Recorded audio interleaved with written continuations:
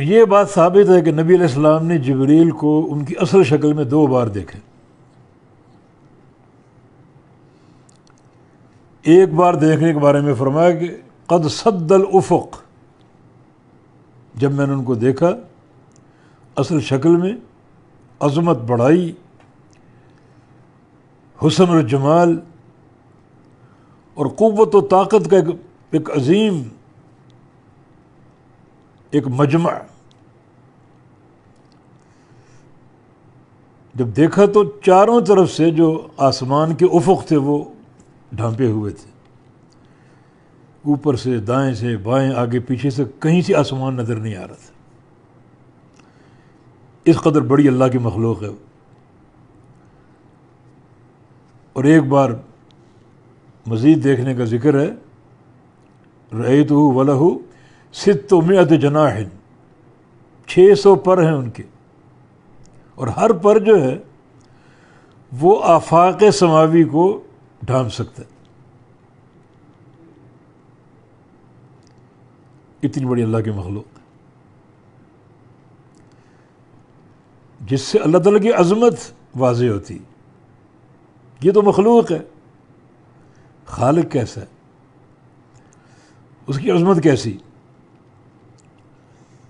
ایک حدیث میں رسول اللہ صلی اللہ علیہ وسلم نے ارشاد فرمایا کہ اذن لی ان احدثکم عن ملک من الملائکۃ حملۃ العرش، آج مجھے اجازت دی گئی ہے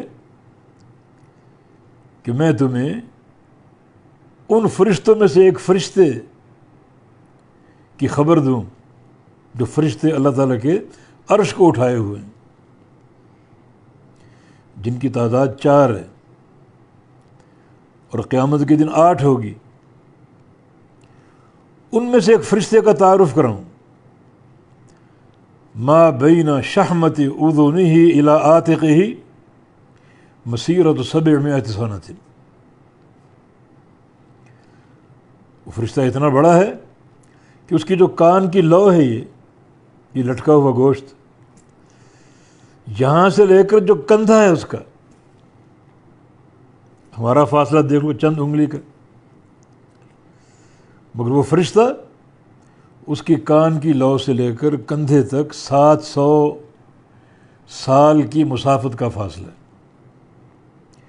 ایک سوار 700 سال تک دوڑتا رہے، کتنا فاصلہ طے کرے گا؟ اتنا فاصلہ اس فرشتے کی کان کی لو سے لے کر کندھے تک ہے. تو جبریل تو سب سے بڑے فرشتے ہیں، کیا ان کی طاقتیں ہوں گی، کیا ان کی عظمت ہوگی، کیا ان کی ضخامت ہوگی، جسامت ہوگی.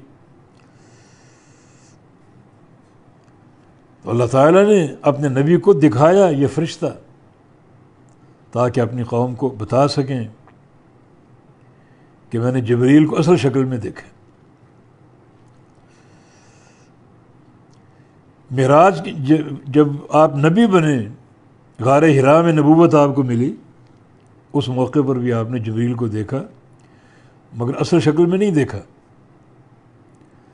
ہاں، ان کی جسامت دیکھی، ان کی عظمت دیکھی، اور پھر وہ غار میں اتر آئے ایک انسانی شکل میں. اصل شکل میں جیسا کہ صحیح بخاری کی حدیث ہے، رسول اللہ علیہ وسلم کا فرمان ہے، جب وحی بند ہوئی، فترۃ الوحی، کچھ سال وحی بند رہی اور میں پریشان،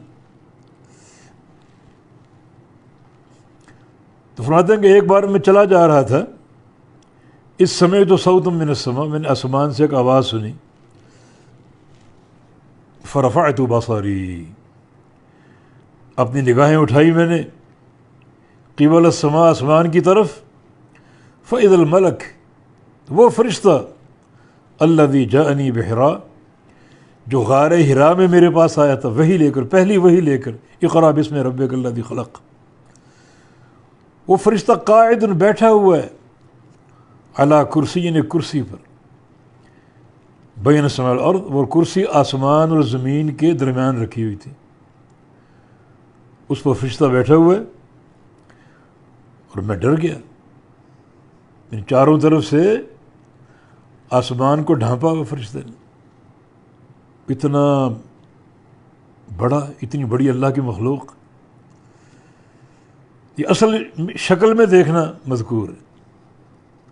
اور اسی موقع کے لیے عبداللہ بن مسعود کی حدیث ہے کہ وَلَهُ 600 جناح، جبریل امین کے 600 پر تھے، اور ہر پر جو ہے وہ افق سماوی کو ڈھانپنے کے لیے کافی۔